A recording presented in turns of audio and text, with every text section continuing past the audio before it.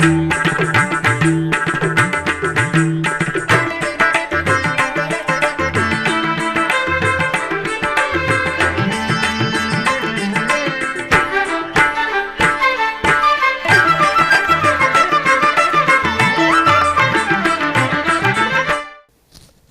నమో వెంకటేశాయ.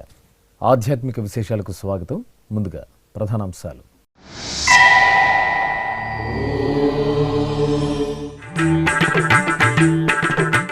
శ్రీ గోవిందరాజ స్వామివారి ఆలయంలో తెప్పోత్సవాలు. శ్రీ కళ్యాణ వెంకటేశ్వర స్వామివారికి స్నపన తిరుమంజనం.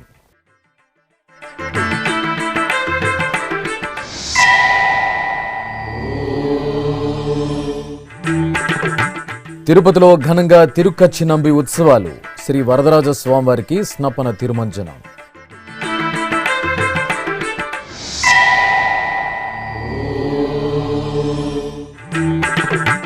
ఈ నెల 24వ తేదీ తిరుపతి జన్మదిన వేడుకలు. మీడియా సమావేశంలో వెల్లడించిన టీటీడీ చైర్మన్ భూమన.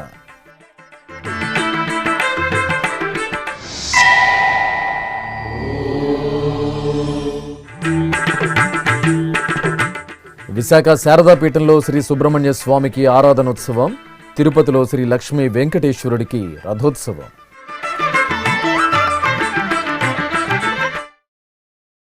తిరుపతిలోని పురాతన శ్రీ గోవిందరాజ స్వామివారి దేవాలయంలో వార్షిక తెప్పోత్సవాలు వైభవపేతంగా జరుగుతున్నాయి. తిరుమల తిరుపతి దేవస్థానం ఆధ్వర్యంలో ఈ నెల 17 నుండి 23వ తేదీ వరకు నిర్వహిస్తున్న ఉత్సవాల్లో భాగంగా 3వ రోజైన సోమవారం ఉదయం శ్రీదేవి భూదేవి సమేత శ్రీ కళ్యాణ వెంకటేశ్వర స్వామివారికి స్నపనం జరిగింది. ముందుగా అర్చకులు సంప్రదాయబద్ధంగా వైదిక పూజలు నిర్వహించారు. ఆపై స్వామి అమ్మవార్లకు పంచామృతాలు, పలు రకాల మంగళ ద్రవ్యాలతో కనుల పండుగగా స్నపన తిరుమంజనం నిర్వహించి ధూపదీప నివేదనలు అందజేశారు.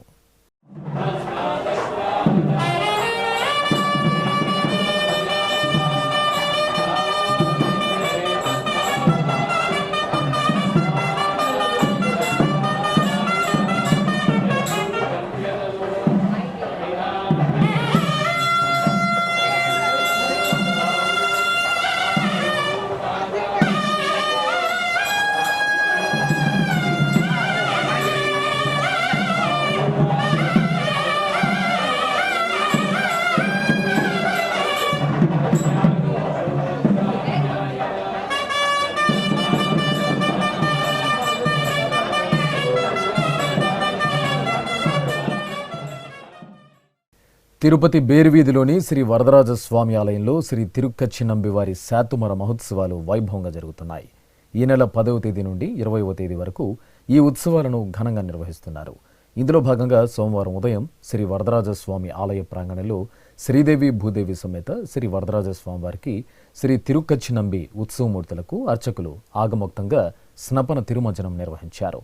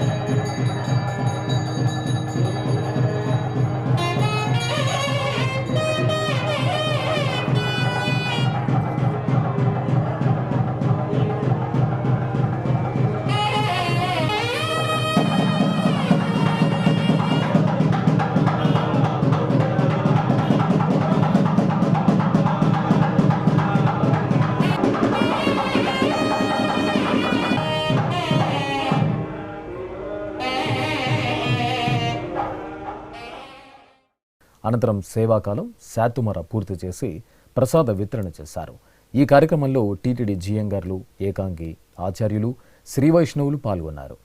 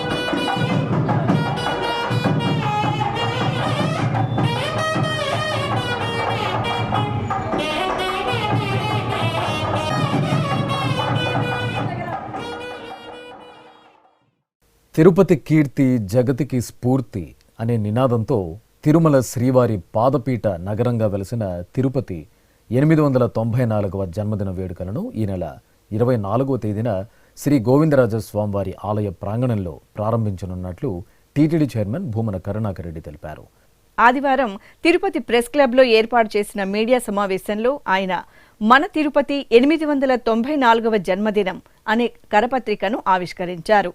ఈ సందర్భంగా భూమన కరుణాకర్ రెడ్డి మాట్లాడుతూ భగవత్ రామానుజ ఆచార్యులు స్వహస్తాలతో ప్రారంభించిన గోవిందరాజ పట్టణం ఆ తరువాత రామానుజపురంగా వినితికెక్కి 13వ శతాబ్దం ప్రారంభం నుండి తిరుపతిగా రూపాంతరం చెందిందన్నారు. శ్రీ గోవిందరాజస్వామి ఆలయ 4 మాడ వీధుల్లో ఆధ్యాత్మిక సౌరభాలు వెదజల్లేలా విస్తృతమైన ఏర్పాట్లు చేస్తున్నామని, ప్రజలు ఇందులో భాగస్వామ్యులై తిరుపతి ఖ్యాతిని ఇనుమడింపజేసి విజయవంతం చేయాలని టీటీడీ చైర్మన్ భూమన కరుణాకర్ రెడ్డి పిలుపునిచ్చారు. ప్రపంచంలోనే అత్యంత పవిత్ర పుణ్యక్షేత్రమైన తిరుపతి నగర ఆవిర్భావ దినోత్సవం 24/2/1130 సంవత్సరాన ఒక దివ్య ముహూర్తంలో శంకుస్థాపన జరిగింది అన్నటువంటి విషయం మీకందరికీ కూడా విదితమే.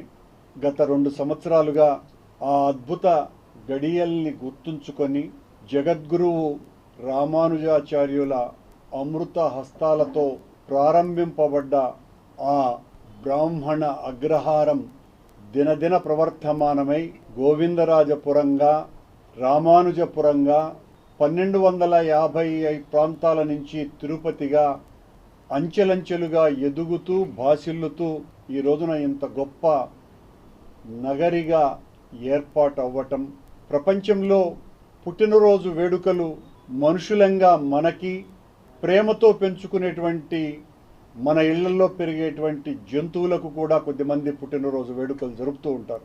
కానీ ఒక నగరానికి పుట్టినరోజు ఒకటి ఉంది అన్నది ప్రపంచంలోనే ఒక్క తిరుపతికి మాత్రమే దొరికినటువంటి మహద్భాగ్యం. చరిత్రలో ఎన్నో గొప్ప నగరాలు ఉన్నాయి. చరిత్రకు అంది కొన్ని వందల సంవత్సరాలుగా ఉన్నటువంటి ప్రాచీన నగరాలు దేనికి కూడా ఫలానా సంవత్సరం ఈ నగరమో ఈ పల్లెనో ప్రారంభమయ్యింది అన్నదానికి ఆనవాళ్లు ఏమాత్రము కూడా లేవు.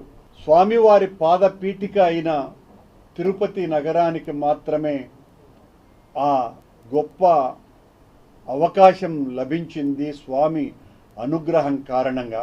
దీనికి రుజువుగా ప్రతిరోజు గోవిందరాజ ఆలయంలో ఒక మంత్ర పుష్పంలో ప్రతిరోజు కూడా ఈ 24/2/1130ని చెప్పే రీతిలో సంస్కృతంలో ఆ రోజు నుంచి ప్రారంభమైంది అన్నటువంటి ఆనవాళ్లే కాకుండా గోవిందరాజ గోపుర శాసనాలలో కూడా ఆనాడు జగద్గురువుల వారు తన 108వ సంవత్సరం 120 సంవత్సరాలు బ్రతికినటువంటి ఆ మహానుభావుడు తన 108వ సంవత్సరం తిరుపతి పట్టణానికి విచ్చేసి వెంకటేశ్వర స్వామికి నిత్య పూజలు చేసేటువంటి అర్చకులకు నిలయంగా కొండ మీద నివాసత్వం ఉండటం కష్టం కాబట్టి తిరుపతికి దగ్గరగా ఉండే విధంగా వాళ్ళ కోసమని ఈ బ్రాహ్మణ అగ్రహారాన్ని స్థాపించినట్టుగా చారిత్రక ఆనవాళ్లు తెలుపుతున్నాయి. కనుక ఆ రోజున ప్రారంభమైనటువంటి తిరుపతి పట్టణం దిశ దశలా వ్యాపించి అంతర్జాతీయ ఖ్యాతి నొంది ఈ రోజున ఒక గొప్ప నగరుగా తీర్చిదిద్దబడ్డటువంటి తిరుపతికి మనం మీ సహకారంతో, పాత్రికేయుల సహకారంతో నగరం అంతా కూడా పుట్టినరోజు వేడుకలు జరుపుకుందామని మీ ద్వారా ప్రజలకందరికీ కూడా నేను విజ్ఞప్తి చేస్తున్నా. ఇది రాజకీయపరమైనటువంటి ప్రకటన కాదని, భవిష్యత్తులో కూడా ఇది పరంపరగా కొనసాగాలి, ఒక మంచి సాంప్రదాయంగా దీన్ని మనమందరము కూడా అనుసరించాలి, పాటించాలి. 2 సంవత్సరాలు చాలా చక్కగా చేశాం. ఈ 3వ సంవత్సరం కూడా ఇది గొప్పగా జరుపుకుందాం. 24వ తారీఖు ఉదయం సరిగ్గా 9 గంటలకు గోవిందరాజ ఆలయ ముఖద్వారం నుంచి తిరుమల తిరుపతి దేవస్థానం వారి సహకారంతో మరియు తిరుపతి మున్సిపల్ కార్పొరేషన్ వారి సహకారంతో ఈ ఆవిర్భావ వేడుకలు జరుగుతాయి.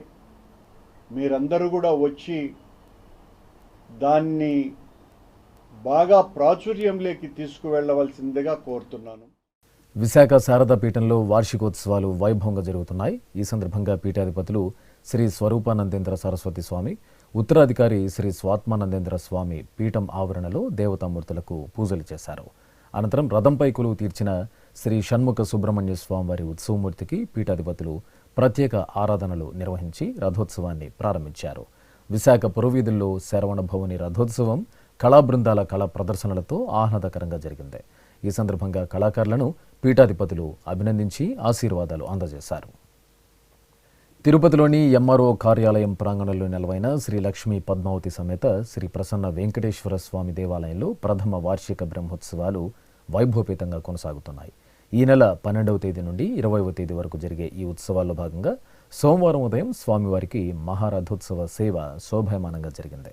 శ్రీదేవి భూదేవి సమేతంగా స్వామివారి దివ్యమూర్తులను సకలాభరణ భూషితంగా అలంకరించి రథంపై ఆశీనులను చేశారు. అనంతరం భక్తుల కోలాహలం, గోవిందనామస్మరణల నడుమ స్వామి అమ్మవార్ల రథోత్సవ సేవ తిరుపతి వీధుల్లో అట్టహాసంగా జరిగింది.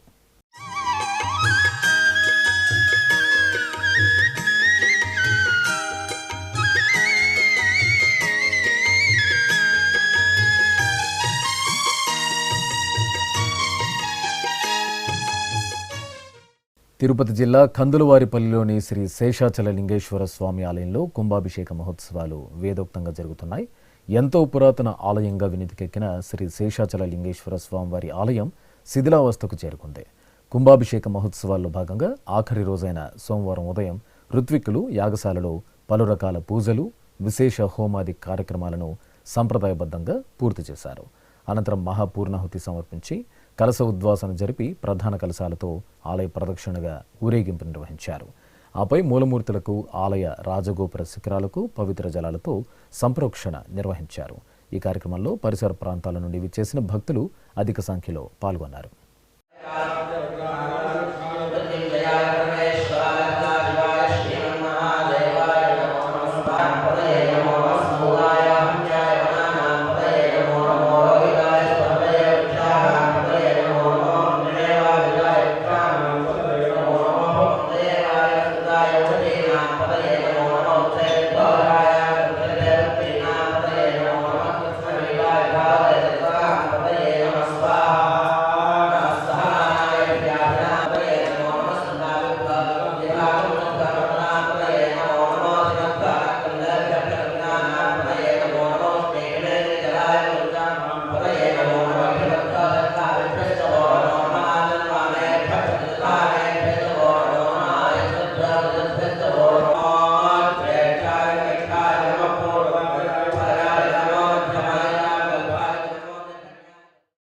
కడప జిల్లా దేవునికడప శ్రీ లక్ష్మీ వెంకటేశ్వర స్వామివారి ఆలయం ఉత్సవ శోభగులతో పరిమళిస్తోంది.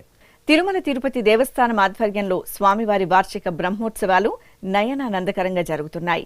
ఈ సందర్భంగా ఆదివారం వసంతోత్సవం వేడుకగా జరిగింది. శ్రీదేవి భూదేవి సమేతంగా శ్రీ లక్ష్మీ వెంకటేశ్వర స్వామివారిని తిరుచిపై శ్రీ సుదర్శన చక్ర తాల్వాన్ను పల్లకీపై ఆసీనులను చేసి విశ్వక్సేనారాధన, పుణ్యాహవచనం, కలశారాధన, కంకణధారణ, షోడశోపచారాధన తదితర క్రతువులను ఆగమోక్తంగా పూర్తి చేశారు. అనంతరం మేళతాళాలు, మంగళ వాయిద్యాల నడుమ స్వామి అమ్మవార్లను, సుదర్శన చక్ర తాల్వార్ను ఆలయ వీధుల్లో ఊరేగిస్తూ భక్తులపై వసంతాలను చల్లారు.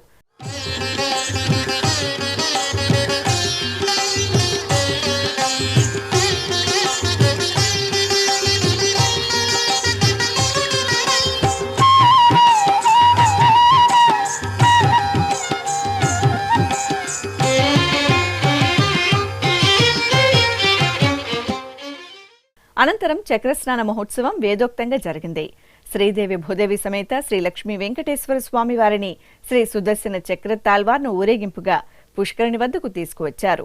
అనంతరం వేద మంత్రోచ్చారణలు మంగళ వాయిద్యాల నడుమ స్వామి అమ్మవార్లకు చక్ర తాళ్వార్కు అర్చకులు ఆగమోక్తంగా స్నపన తిరుమంజనం నిర్వహించారు.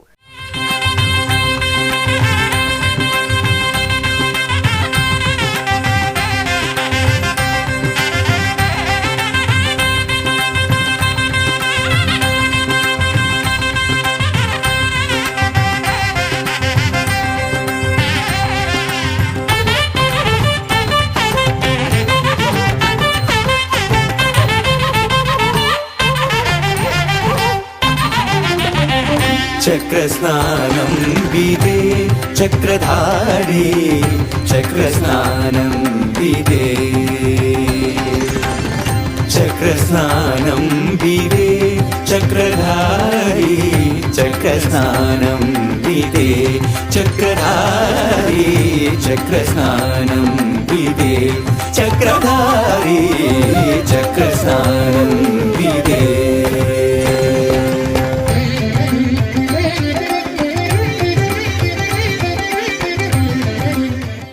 ఆపై పుష్కరిణి పవిత్ర జలాల్లో చక్రస్నాన మహోత్సవాన్ని సంప్రదాయబద్ధంగా పూర్తి చేశారు. విక్రముని నగ్రహరణుని విక్రముని ఏడు కొండల పైన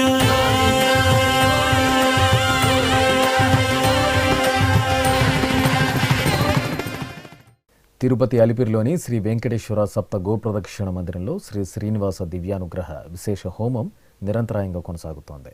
పుట్టినరోజు, పెళ్లిరోజు, షష్ఠి పూర్తి, ఇతర శుభ సందర్భాలలో భక్తులు తమ మనోభీష్టాలను నెరవేర్చుకునే విధంగా శ్రీవారి ఆశీస్సులు మెండుగా లభించేలా టీటీడీ ఈ విశేష హోమ క్రతువును నిర్వహిస్తోంది.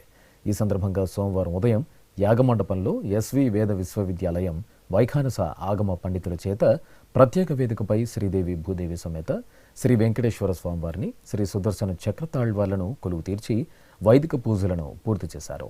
అనంతరం వేదమంత్రోచ్చారణల నడుమ మహాసంకల్పపూర్వకంగా శ్రీ శ్రీనివాస దివ్యానుగ్రహ విశేష హోమాన్ని నిర్వహించి పూర్ణాహుతి సమర్పించారు.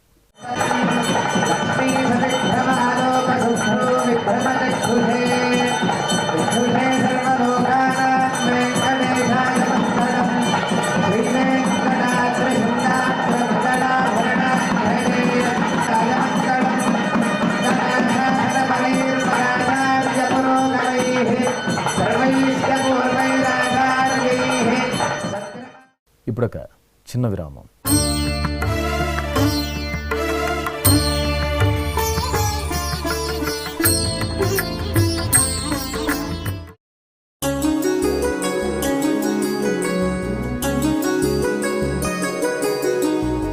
శ్రీ శ్రీనివాస దివ్యానుగ్రహ విశేష హోమం.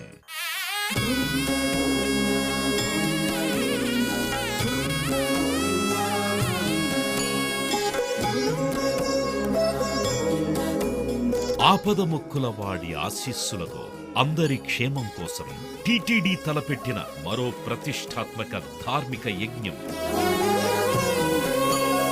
తిరుపతిలోని అలిపిరి గోమందిరంలో నిరంతరాయంగా కొనసాగుతోన్న ఈ మహత్తరమైన క్రతువుకు విశేషాదరణ లభిస్తోంది. మనోభీష్ట ప్రదాయకుడు, మంగళాకారుడు తిరుమల శ్రీనివాసుడి మెండైన అనుగ్రహంతో నవంబర్ 23వ తేదీ నుండి ప్రతిరోజు ఉదయం 9 గంటల నుండి 11 గంటల వరకు నిర్విఘ్నంగా కొనసాగుతోన్న శ్రీ శ్రీనివాస దివ్యానుగ్రహ విశేష హోమంలో 1000 రూపాయల రుసుము చెల్లించి 2 భక్తులు సంప్రదాయ వస్త్రధారణతో పాల్గొనవలసి ఉంటుంది. ఇందుకుగాను నేరుగా 50 టికెట్లు, ఆన్లైన్లో 150 టికెట్లను భక్తులకు అందజేస్తున్నారు. పుట్టినరోజు, పెళ్లిరోజు, షష్ఠి పూర్తి ఇలా శుభ సందర్భమేదైనా సరే మనందరి దైవం తిరుమల శ్రీనివాసుడి అనుగ్రహంతో జరుపుకోవడమే కదా భాగ్యం. సదా భక్తలోకం సంక్షేమాన్ని కాంక్షించే తిరుమల తిరుపతి దేవస్థానం ప్రవేశపెట్టిన ఈ మహత్తర క్రతువులో మీరు భాగస్వాములు కండి, మనోభీష్టాలను నెరవేర్చుకోండి. ఓం నమో వెంకటేశాయ. ఆధ్యాత్మిక విశేషాలకు తిరిగి స్వాగతం. యాదగిరిగుట్ట దేవస్థానానికి అనుబంధంగా విరాజిల్లుతున్న పాతగుట్ట శ్రీ లక్ష్మీ నృసింహస్వామివారి ఆలయంలో అధ్యయనోత్సవాలు సంప్రదాయబద్ధంగా జరుగుతున్నాయి. ఈ సందర్భంగా స్వామివారికి ప్రత్యేక పూజలు నిర్వహించి దివ్య ప్రబంధ గోష్ఠి జరిపారు. అనంతరం ఉత్సవ మూర్తులకు కన్నుల పండుగ తిరువీధి ఉత్సవాన్ని నిర్వహించారు.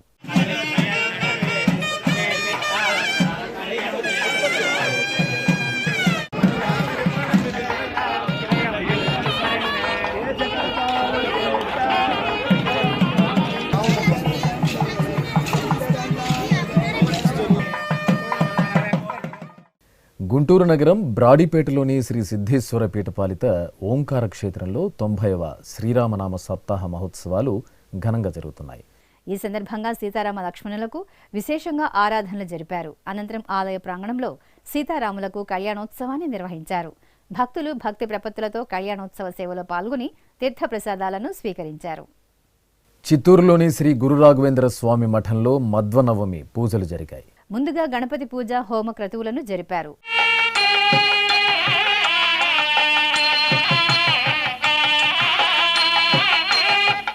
అనంతరం రాఘవేంద్రుల బృందావనానికి, శ్రీ వెంకటేశ్వరునికి, శ్రీ లక్ష్మీ నారసింహుడికి, ఆంజనేయ స్వామివార్లకు పంచామృతాలు, ఫలరసాలు, పసుపు, చందనాది ద్రవ్యాలతో అభిషేకాలను నిర్వహించి అలంకరణతో అర్చనలను జరిపారు.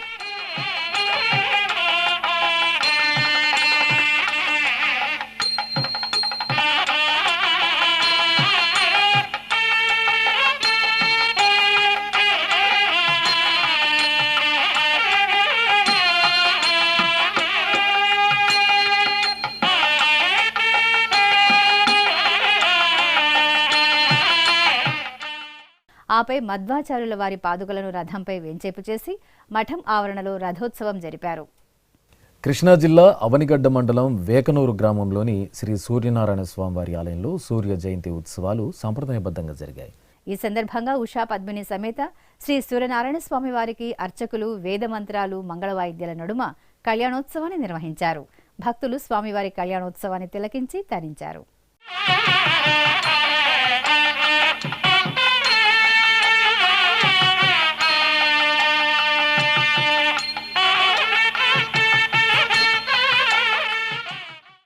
వరంగల్ నగరంలోని శ్రీ రాజరాజేశ్వరి దేవి ఆలయంలో శిశిర నవరాత్రి ఉత్సవాలు మంగళకరంగా జరుగుతున్నాయి. ఈ నెల 23వ తేదీ వరకు జరిగే ఈ ఉత్సవాల్లో భాగంగా శ్రీ రాజరాజేశ్వరి దేవి మాతా కులాసుందరి క్రమంలో భక్తులకు దర్శనమిచ్చారు. అమ్మవారికి పలు రకాల ప్రత్యేక ఆరాధనలు నిర్వహించి ధూపదీప నైవేద్యాలు, నీరాజనాలు అందజేశారు. భక్తులు అమ్మవారి సన్నిధిలో సామూహికంగా లలితా సహస్రనామ పారాయణం చేశారు. నెల్లూరు జిల్లా పొదలకూరులోని శ్రీ కళ్యాణ వెంకటేశ్వర స్వామివారి ఆలయంలో ప్రథమ వార్షికోత్సవాలు ఘనంగా జరుగుతున్నాయి. ఈ సందర్భంగా సకలాభరణాలు, పుష్పమాలలు, పట్టు పీతాంబరాలతో సర్వాలంకార శోభితంగా గరుడ వాహనంపై వేంచేసిన శ్రీ కళ్యాణ వెంకటేశ్వర స్వామివారికి అర్చకులు ఉపచారాదులను పూర్తి చేసి హారతులు అందజేశారు. అనంతరం మేళతాళాలు, కళా ప్రదర్శనల నడుమ ఆలయ వీధుల్లో స్వామివారికి గరుడ సేవ అత్యంత వైభవంగా జరిగింది. తెలంగాణ రాష్ట్రం మహబూబ్ నగర్ జిల్లా జడ్చర్ల మండలం గంగాపూర్లో నెలవైన శ్రీ చెన్నకేశ్వర స్వామి ఆలయంలో బ్రహ్మోత్సవాలు వేడుకగా జరుగుతున్నాయి.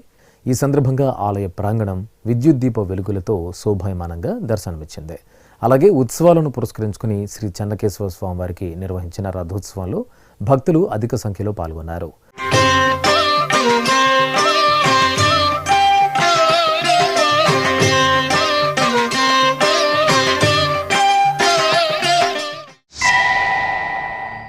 ఇక ఇటు నారాయణపేట జిల్లా మక్తల్ మండలం మాద్వార్ గ్రామంలో పేదల పెన్నిదిగా కటాక్షిస్తున్న శ్రీ లక్ష్మీ వెంకటేశ్వర స్వామివారి ఆలయం భక్త శోభితంగా కనువిందు చేసింది. అంగరంగ వైభవంగా జరుగుతున్న స్వామివారి జాతరలో భాగంగా పెద్ద సంఖ్యలో తరలివచ్చిన భక్తులు కోనేరులో పుణ్యస్నానాలు ఆచరించి స్వామివారికి పొంగళ్లను నివేదించి మొక్కులు చెల్లించుకున్నారు. అనంతరం స్వామివారికి రథోత్సవం కోలాహలంగా జరిగింది. హరిసేవ ఒకటే అనంతము, హరిసేవ ఒకటే అనంతము, గురుబోధలకును కొదవేలేదు.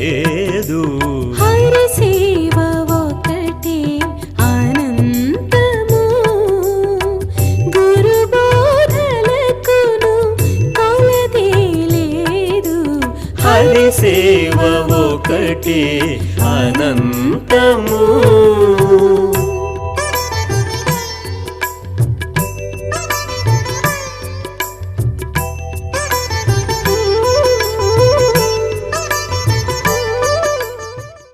తిరుమల శ్రీ వెంకటేశ్వర స్వామివారిని దర్శించుకున్న భక్తుల సంఖ్య, శ్రీవారికి తలనీలాలు సమర్పించిన భక్తుల వివరాలు, హుండీ ఆదాయం తదితర అంశాలను ఇప్పుడు తిరుమల సమాచారంలో తెలుసుకుందాం.